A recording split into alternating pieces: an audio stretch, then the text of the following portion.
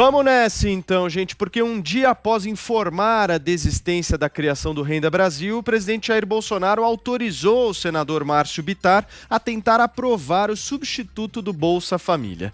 Bittar é o relator do orçamento no Congresso Nacional. O próprio senador confirmou a conversa com o presidente em entrevista a Denise Campos de Toledo aqui na Jovem Pan. Ainda segundo ele, a apresentação do relatório será na próxima semana. Reportagem do jornal Folha de São Paulo informa que a medida provisória que prorrogou o auxílio emergencial, mas diminuiu os valores das parcelas para R$ 300, fará que até 6 milhões dos atuais beneficiários não recebam integralmente a segunda rodada do benefício. A economia estimada para o governo será de 22,8 bilhões de reais no acumulado até o final do ano, segundo técnicos do Ministério da Economia. Como os pagamentos serão feitos até o fim de dezembro, não haverá dispêndios referentes a este ano em 2021. Thaís Oyama, preparada? Vamos começar então essa tarde? Preparada, Paulo. As coisas mudam rápido neste país, né? Ontem mesmo a gente estava dizendo que tinha acabado o Renda Brasil. Então quer dizer que não acabou o Renda Brasil, não está proibido mais falar no Renda Brasil e nem é ponto final no Renda Brasil. Então, bom, a gente já tinha dito isso aqui ontem, né? Que pouca gente acreditou que o presidente Bolsonaro iria mesmo abrir mão desse programa social, que pode agora ser chamado de outro nome, mas enfim, não deixa de ser um programa social. O que ele não quis ontem foi ficar com a pecha de malvado, com a pecha de que iria congelar os valores recebidos pelos aposentados. Daí porque ele deu aquele pequeno piti e acabou com tudo e não se fala mais nisso e pronto. Hoje já teve esse recuo, né? Então, a contar pelo que disse a nossa Denise aí, o senador Bittar, o Renda Brasil, ou seja lá como vai se chamar esse novo programa, agora então passa do âmbito do Ministério da Economia para o Congresso, e lá a ideia de criar um programa social sempre foi bem vista, né? E não só pelos deputados, pelos senadores governistas, mas também pela oposição. Não é uma ideia rechaçada, muito pelo contrário, é uma ideia que tem receptividade e só ninguém sabe de onde que vai sair o dinheiro. Mas boa vontade para aprovar essa renda emergencial, principalmente para quem está fora do Bolsa Família, para esses invisíveis que foram descobertos pelo novo cadastro do governo, boa vontade para isso todo mundo tem. Então, como a gente falou aqui, só falta descobrir de onde que vai sair o dinheiro, porque a pergunta continua a mesma, né? Desde sempre ela está e continua sem resposta. Então, muita gente está apostando que nessa fase nova aí do Congresso, esse dinheiro vai sair de alguma coisa que passa pela desindexação. Mas, a desindexação não foi justamente o que desagradou o presidente Bolsonaro? Foi. Aí me respondeu um desenvolvimentista com assento no governo. Ele falou assim, olha, se você sai dizendo aí numa entrevista, foi uma referência evidentemente ao secretário Valderi, se você sai dizendo aí numa entrevista que você vai cavar o dinheiro à custa da aposentadoria dos velhinhos, isso vai pegar bem? Claro que não vai pegar bem. Agora, se você diz que você vai cavar esse dinheiro usando parte do orçamento, indexando parte do orçamento para ajudar a minimizar a fome de 8 milhões de pessoas que estão aí sem eira nem beira, porque 8 milhões é a conta que o governo está fazendo agora, o cálculo dos tais invisíveis, que estão fora do Bolsa Família. Então, me diz essa fonte. Se você diz que vai pegar esse dinheiro indexando parte do orçamento para minimizar a fome de 8 milhões de pessoas, isso é bastante diferente, não é? É, de fato, bastante diferente. Então, há grande chance de ser algo por aí que está sendo costurado agora com a bênção, a aprovação e o apoio dos desenvolvimentistas do governo. Ou seja, aquela turma que está em guerra aberta, sanguinária, com a turma do ministro Paulo Guedes. E, bom, em termos eleitorais, para o presidente Bolsonaro, tanto faz como tanto fez, isso vir do Ministério da Economia como vir do Congresso, porque todo mundo sabe que tanto o mal-estar na economia costuma ser atribuído pela população ao mandatário, quanto também o bem-estar na economia. Os louros vão para o mesmo lugar, para o presidente da República. Muito bem, Thaís. Constantino, teremos ou não teremos um novo programa social feito pelo governo federal? Paulo, eu não sei dizer, mas está evidente aí que existe uma tensão que é muito natural, né, entre economia e política. É muito fácil você fazer caridade, né, filantropia com o bolso alheio, né, com o esforço dos outros. E é por isso que o mecanismo de incentivos na política, via de regra, leva a só aumentar programas assistenciais, privilégios, cotas, tudo aquilo que começa temporário, acaba virando permanente e vai aumentando e crescendo, né? É justamente por isso. Então, nós temos dessa vez na economia um ministro muito sério, comprometido com a sustentabilidade do aspecto fiscal e segurando a chave do cofre. É óbvio que isso vai incomodar classes políticas, né? O presidente, na live que ele fez, desabafou ali, parece de fato que havia o debate, pessoas da equipe econômica dizem que o presidente sabia dos cálculos que estavam sendo feitos e dos caminhos possíveis, mas que o secretário Valderi teria, de fato, dado uma entrevista, aceitado conceder uma entrevista para explicar os pontos, e isso não pegou nada bem, porque aí as manchetes são aquelas, e aí o lado político custa, né? Então a gente tem que ser realista aqui. Eu lembro sempre que o Gustavo Franco, né, que é um quadro técnico, um liberal, ele conseguiu fazer muito pelo país, com plano real e tudo isso, e em boa parte tem sim um aspecto de narrativa, né? Você, por exemplo, usar a expressão responsabilidade fiscal é algo muito melhor do que falar em austeridade, que passou a ser pecado para alguns. Então, tem alguns detalhes que às vezes fazem diferença, ainda mais quando tem uma boa parte da mídia só querendo causar intriga e até mesmo derrubar ministros e, de preferência, o presidente. Eles sabem disso, né? Então, política não existe vácuo. Se o presidente recuar e resolver manter o programa que era do PT, é óbvio que, em primeiro lugar, isso vai deixar a turma da extrema esquerda feliz, o que mostra que eles torcem por quanto pior, melhor, né? Eles querem ver os pobres no curto prazo em situação pior se isso for render dividendos políticos, né? Isso mostra bastante até onde vai o humanismo dessa turma que adora Maduro, né? Que até a ONU reconhece como um criminoso da humanidade. O Congresso mesmo pode ocupar esse espaço. Agora, de novo, né? Eu volto a pensar aqui que esse é um populista muito estranho, né? Porque ele é um populista tão obcecado com 2022 e só pensa nisso, está em campanha eterna, que ele entrega obras de governos anteriores antes de completar metade do seu mandato e que, pelo visto, não se preocupa em ou manter também o programa assistencial com o nome do governo anterior ou vai fazer qualquer tipo de mudança via o debate no Congresso, né? Então, é um fascista autoritário populista muito estranho esse. Então, volta aquela história, né? Se o Bolsonaro vai, cria, bate no peito, cria o programa e dane-se de onde vem o dinheiro e tudo, e ele faz que nem assim, tipo Dilma, né? Aí o pessoal vai virar e falar, tá vendo? Populista, autoritário, nem faz a coisa passar pelo legislativo, não quer articular, não quer diálogo, não quer nada. Aí, se ele desiste de dar o nome dele, se ele permite o protagonismo do Congresso, se a coisa vai ter que passar por aqueles que foram eleitos pelo povo, aí ele também é populista, autoritário, e só pensa em 2022. Então, de novo, né?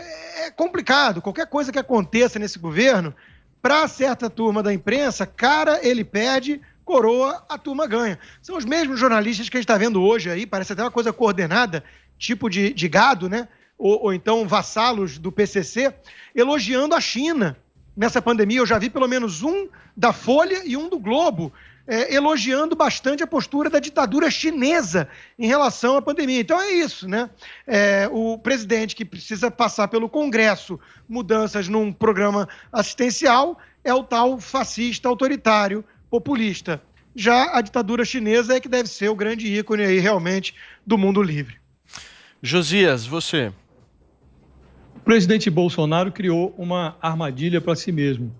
Ele fez isso quando propagandeou a criação de um programa de renda mínima antes de providenciar a fonte de financiamento. Mal comparando, foi como se o presidente iniciasse a construção de um novo Bolsa Família pelo telhado, fantasiando que seria possível produzir a mágica de manter a cobertura flutuando, sem paredes, sem alicerces, que a sustentasse.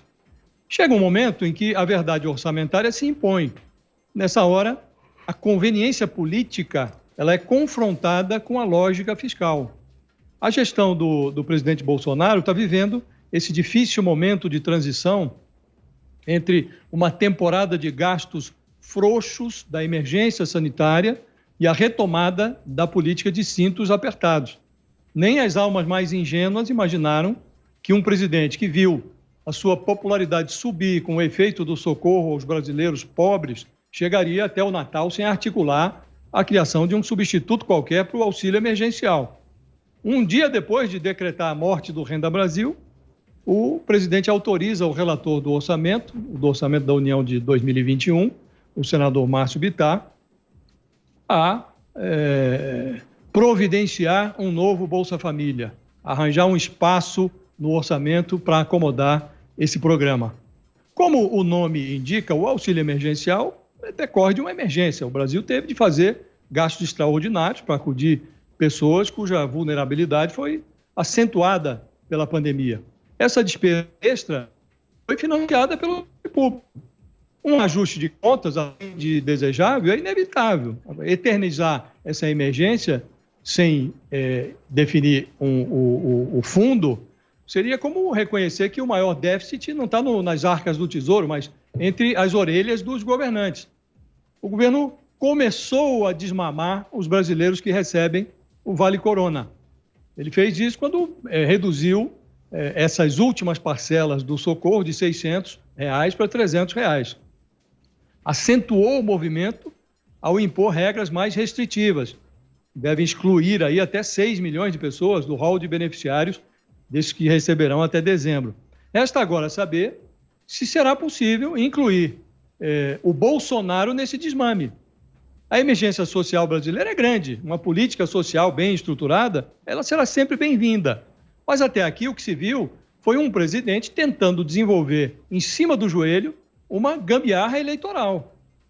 Nesse tipo de construção, não há muito espaço para arquitetos desmazelados, improvisados, desse tipo que, diante de um problema no projeto, diz ali, vamos tocar, depois se der problema a gente põe uma planta para disfarçar. Não tem disfarce possível. O Estado está quebrado. Se é para fazer um novo programa, ótimo que se faça, é preciso dizer claramente de onde vem o dinheiro. Até agora o presidente está dizendo, daqui não vem, dali não vem, aqui eu não autorizo.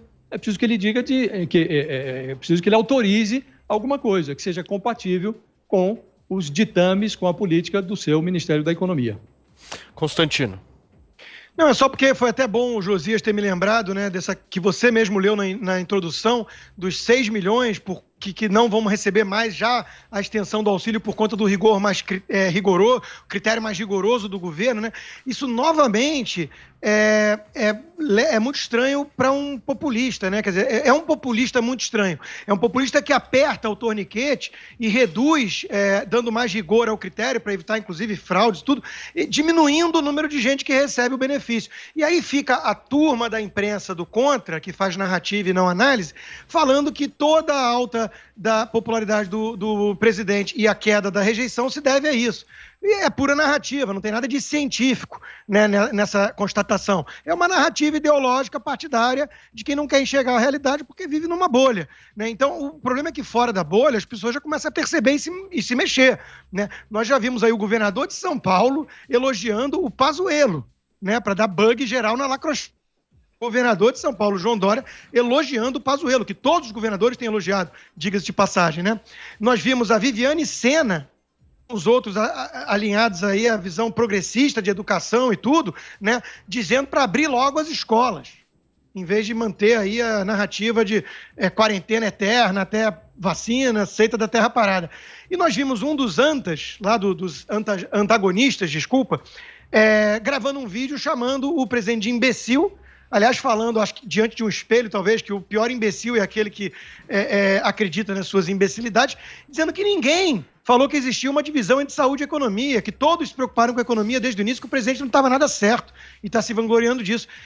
Será que as pessoas acham que, fora da bolha, a memória do povo é igual a daquela personagem Dory, do Procurando Nemo? Será que acha que o povo é desmiolado a esse ponto?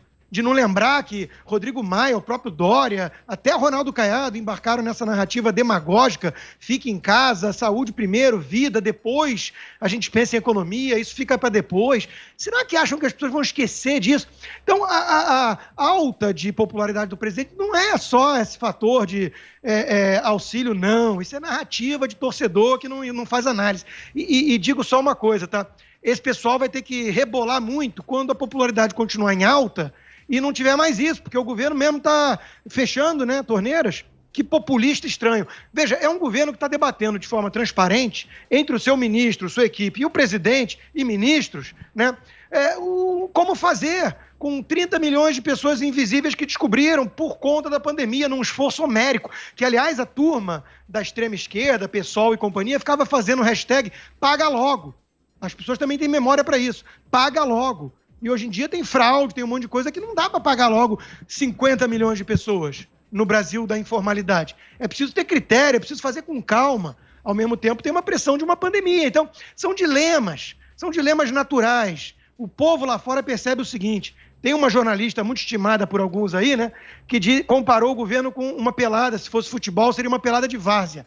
O que essa patota não percebe, né, é que se esse tipo de jornalismo fosse uma pelada, não seria uma pelada de várzea. Seria um time sem torcida alguma, onde só os comentaristas elogiam e que tem que vencer no tapetão e no VAR, muitas vezes manipulado, porque de outra forma está difícil. Josias. Eu só queria fazer uma observação rápida. É preciso levar em conta que a exclusão de beneficiários do programa, ela deve ser olhada no para-brisa, não no retrovisor. Então, o resultado da pesquisa não pode levar em conta esse dado. As próximas pesquisas, sim, levarão. Olhando no retrovisor, o que há de dado objetivo, de diferente, que sim contribuiu, isso é reconhecido pelo próprio governo, para a elevação da popularidade do presidente, é o Vale Corona, é o auxílio emergencial, que o governo queria dar R$200, o Congresso elevou para 500, o Bolsonaro, na última hora, com a perspicácia política que lhe é própria, elevou para 600. Ele faturou essa elevação, ele faturou esse pagamento. Isso é inegável. Negar isso, deixar de reconhecer que isto é, sim, o fator decisivo para a elevação da popularidade do presidente, é adotar uma narrativa ideológica partidária de bolha a favor do Bolsonaro. Só de objetividade não tem nada. Então, é preciso que a gente se atenha aos fatos. E quanto ao futuro, o futuro vai dizer, o presidente está preocupado.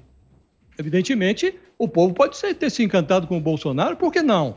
E as pesquisas vão indicar. Agora, o presidente, essa preocupação dele com a colocar em pé um programa social de renda mínima, mostra que o presidente tem a sensibilidade, sabe que a popularidade dele cresceu por causa disso. E ele quer preservar esse ambiente. É lícito que o faça, desde que ele encontre um espaço fiscal e que a gente não vá para nenhuma aventura. Ótimo, é o que está se discutindo agora. Se encontrar o espaço fiscal, é muito lícito que o presidente faça. A emergência social existe, a política social, se bem construída, ela será muito útil. Constantino. Não, é só porque, de novo, é um dos fatores, é óbvio que tem isso, mas não é o único. E a turma da bolha não consegue fazer análise, por isso fica surpresa com a vitória do Trump, com a vitória do Bolsonaro e por aí vai. Porque não entende o fenômeno. Olha com desprezo, chama de deploráveis, que nem fez a Hillary Clinton, ou então de fascistas da classe média, que nem chamam tantos aí da bolha os eleitores do Bolsonaro, né?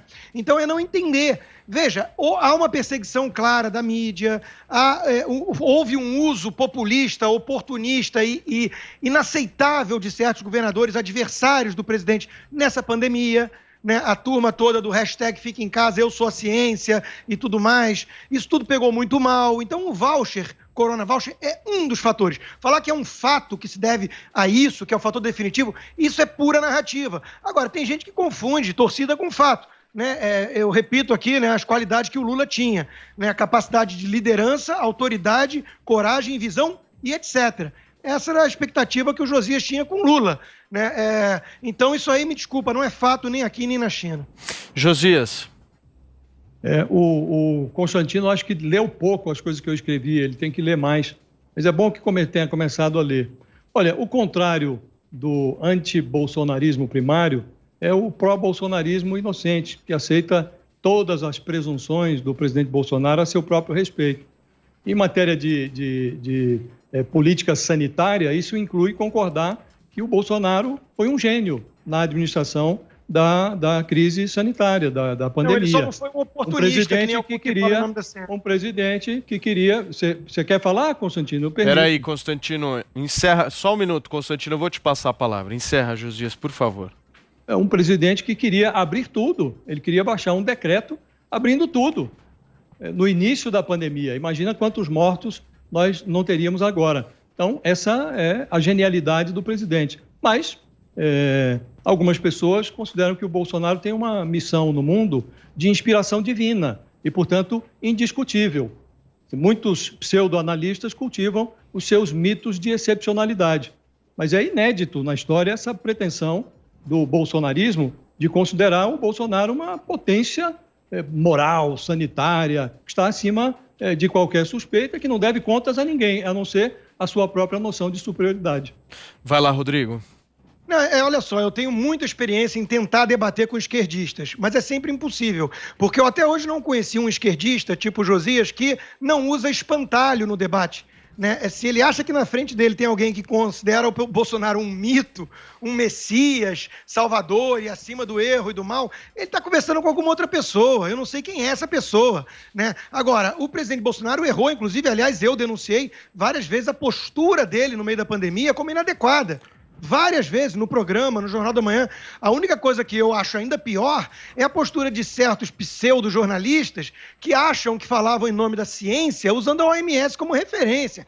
E fica em casa, isola, e esqueceram, por exemplo, que o isolamento era para achatar a curva, não para evitar morte, que usaram o número de mortes todas para depois tentar culpar o presidente, esquecendo a decisão do Supremo, esquecendo as decisões dos governadores, e que usou para comparar números absolutos do Brasil com países de 10 milhões de habitantes, o que é desonestidade intelectual. Então, veja, eu entendo o desespero do Josias, né, da pouca audiência e precisa bater em espantalhos, porque rebater os meus argumentos é um pouco mais difícil. Né? Então, deve ter ganhado gosto aí de jogar para a plateia da bolha. Keep on, né? Quem sou eu para tirar esse prazer dele? Vai lá, Josias. O Constantino... Se ele acha que está debatendo com alguém que endeusa o Lula, ele também está debatendo com outra pessoa, está se espantando com o fantasma errado. Esquerda, para mim, Constantino, é sinal de trânsito. Você ainda não aprendeu isso. Então, você está debatendo com a pessoa errada. Eu debato com a lógica. Esquerda, Lula... Isso são fantasmas que você enxerga debaixo da cama. Eu não. Muito bem, senhores, deixa eu só pedir um favor para vocês, Constantino e Josias. Não, só um favor, só para a gente encerrar esse assunto, para poder seguir com a pauta aqui do programa. Vai lá, Rodrigo, por favor. É uma frase: capacidade de liderança, autoridade, coragem, visão, etc. Era assim que o Josias definiu o Lula. Ele critica todos, ele só usa lógica, é muito imparcial, mas elogio mesmo só o Lula.